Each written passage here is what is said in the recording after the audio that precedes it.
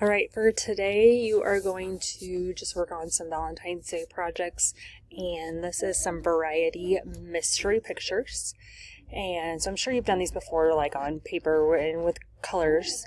So it tells us our different colors we need and then the numbers that we do that. So let's find what number 1 is, which is yellow. So in order to fill these in, I'm going to click in the box with the number, come to the paint bucket, and then pick the appropriate color. So one of the most important things is, now that I picked that for my yellow, every time there's a yellow, I need to pick that same color. So like number 5, paint bucket, yellow, number 6, and so on. So like I said, that's really the biggest part of this project, is making sure I'm picking the same color as well as getting the correct color.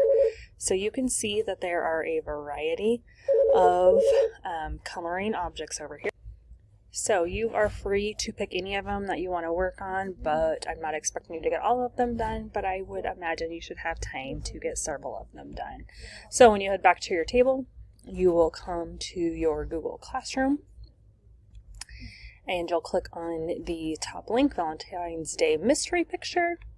And then once it loads, you will see over here the Google Slides with your name on it. That's what you will open to get that same Google Slides that I was showing you. So I hope you guys have some fun with that and figuring out the mystery pictures.